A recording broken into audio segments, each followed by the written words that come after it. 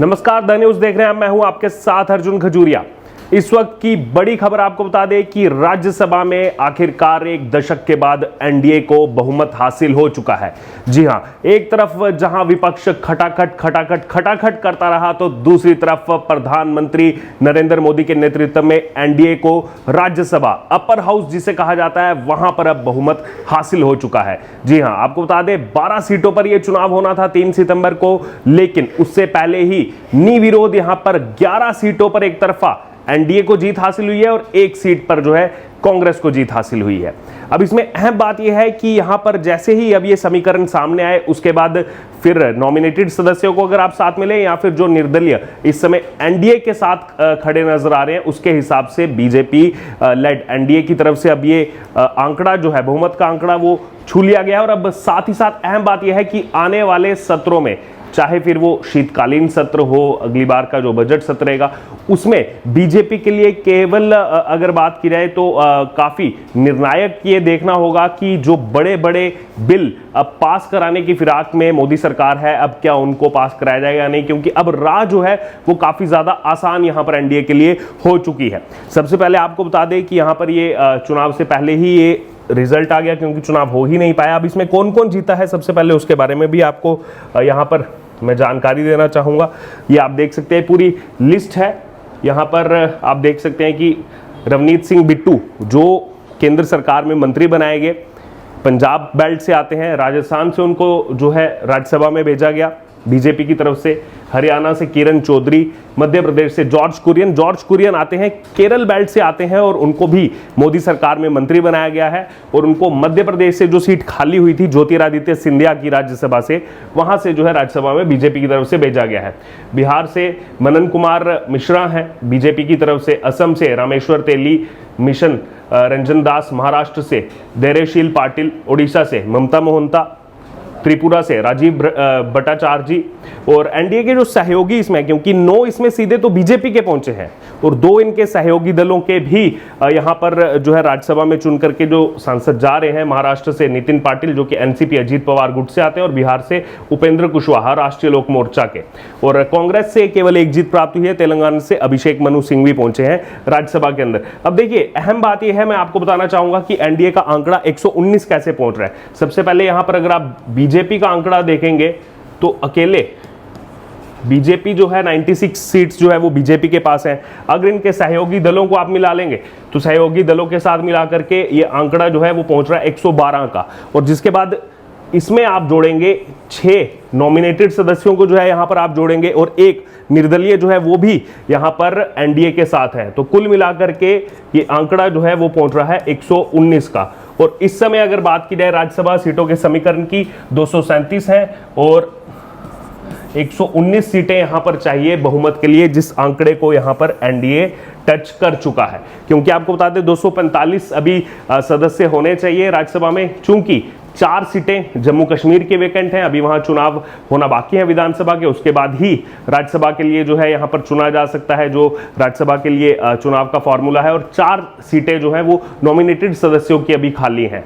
वो भी सीधे तौर पर सब जानते हैं, जब वो नॉमिनेटेड सदस्यों को यहां पर ये 4 सीटों को फिल किया जाएगा, वो भी कहीं ना कहीं सरकार के पक्ष में ही रहेंगे और इससे और ज्यादा आंकड़ा जो है मजबूत होगा। और आने वाले दिनों में जम्मू कश्मीर चुनाव में भी जिस तरह की अभी चीजें निकल रही हैं, हालांकि रिजल्ट क्या होगा वो देखने को मिलेगा, आने वाले समय में ये आंकड़ा 119 से बढ़कर के 125 तक भी पहुंच सकता है। दूसरी तरफ इंडिया अलायंस को आप देखेंगे, इंडिया अलायंस जो बहुत खुश हो रहा था कि देखो बीजेपी 400 पार नहीं कर पाई, क्या हुआ, लोगों का भरोसा हार गई, अब जो है ये केवल टीडीपी के भरोसे रह गई है, जेडीयू के भरोसे रह गई है। वो लोकसभा की ही खुशी मनाते रहे और इधर बीजेपी ने उनके साथ बड़ा खेला यहां पर कर दिया, और इंडिया अलायंस केवल 85 पर इस समय नजर आ रहा है। इसमें भी अगर आप देखेंगे तो कांग्रेस के पास जो है 27 सीटें हैं, केवल 27, और बाकी इनके जो सहयोगी दल हैं उनके पास 58 हैं, जिसमें टीएमसी है, डीएमके है, आम आदमी पार्टी है, मतलब मिला करके ये 85 पहुंच रहे हैं। उसके अलावा अगर आप देखेंगे तो उसके अलावा कुछ ऐसे दल हैं जो ना एनडीए के साथ हैं ना ही विपक्ष के साथ हैं, चाहे उसमें बात हो वाईएसआर कांग्रेस पार्टी है, बीआरएस है, बीजेडी है, तो ये, लेकिन इसमें भी अगर आप देखेंगे वाईएसआर कांग्रेस पार्टी और बीजेडी जो है, बीजू जनता दल, अक्सर देखा गया है जब भी मोदी सरकार बड़े बिल लाती है तो ये मोदी सरकार के साथ ही खड़े रहते हैं। चाहे फिर वो हाल ही में दिल्ली अध्यादेश का मामला, उस समय भी मोदी सरकार के साथ खड़े नजर आए थे। लेकिन अब बीजेपी को देखा जाए, एनडीए को, तो इनकी भी जरूरत नहीं है ये, लेकिन सपोर्टिव हैंड्स हो सकते हैं। लेकिन अब अपने दम पर एनडीए को बहुमत यहां पर हासिल हो गया, जो विपक्ष के लिए एक बहुत बड़ा झटका है। इसके अलावा अगर बात की जाए तो यहां पर ये जो आप नतीजा देख रहे हैं कि 12 सीटों पर चुनाव था, 12 में से 11 पर जो है एनडीए है और 1 पर जो है कांग्रेस है। वहीं आपको इसका मैं पुराना अगर आंकड़ा बताऊं, इससे पहले ये आंकड़ा क्या था, इससे पहले यहां पर इन 12 में से बीजेपी के पास केवल 7 थे, केवल 7 सीटें थी बीजेपी के पास। उसके अलावा अगर बात की जाए तो और भी इसमें बीआरएस के पास 1 सीट थी, बीआरएस के पास 1 सीट थी। उसके अलावा अगर बात की जाए तो बीजेडी के पास 1 सीट थी, ये भी बीजेपी के खाते में जा चुकी है। आरजेडी के पास यहाँ पर 1 सीट थी, वो भी अब एनडीए के खाते में जा चुकी है। और उसके अलावा कांग्रेस के पास यहाँ पर 2 सीटें थी। तो यानी कि कांग्रेस को यहाँ पर नुकसान हुआ है। कांग्रेस अब केवल 1 पर आ गई। इन 12 में पहले कांग्रेस के पास 2 थी, केवल 1 पर आ गई, बाकी सब एनडीए के खाते में जा चुका है।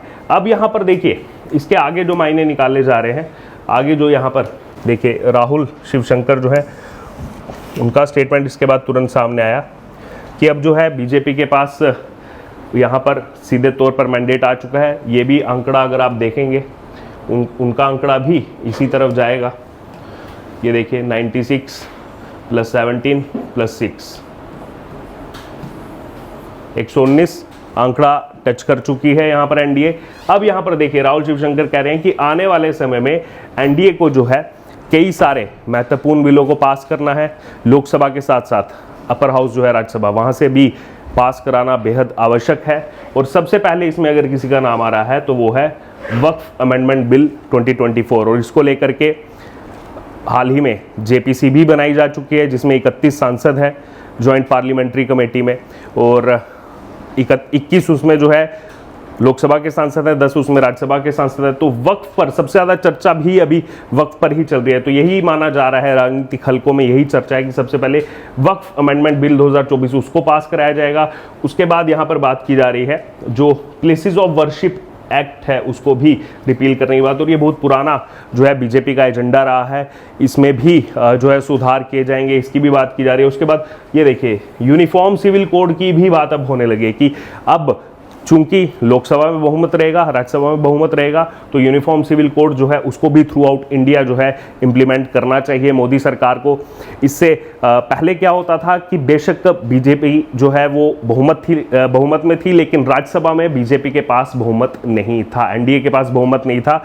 बीजेडी के सहारे रहना पड़ता था, वाईएसआर कांग्रेस पार्टी के सहारे रहना पड़ता था, बीआरएस के सहारे रहना पड़ता था। अब उस सहारे की जरूरत नहीं है, क्योंकि खुद एनडीए जो है, एनडीए के पास ही बहुमत है। और अहम बात यह है, जो भी कुछ स्टेटमेंट्स आ भी रहे हैं, जैसे मदनी जो स्टेटमेंट दे रहे हैं कि नीतीश कुमार या फिर टीडीपी जो है वो इसके विरोध में जा सकती है, जबकि ऐसा कुछ होने वाला नहीं है। क्योंकि हाल ही में जब इस विधेयक पर चर्चा हुई थी सदन के अंदर, तो चाहे वो लल्लन सिंह हो चाहे फिर वो टीडीपी हो, उसने खुले तौर पर समर्थन किया था मोदी सरकार का। और केवल यही नहीं, आने वाले दिनों में ये भी बताया जा रहा है कि और भी जो महत्वपूर्ण बिल हैं, जैसे यहाँ पर आप देख सकते हैं जम्मू कश्मीर से जुड़ा बिल हो, वक्फ से जुड़े बिल हो, तेल क्षेत्र से जुड़े बिल हो, वो सभी जो है अब मोदी सरकार आसानी से पारित करा सकती है। तो बड़ी उम्मीदें अब जो है वो जनता की बन चुकी हैं मोदी सरकार से।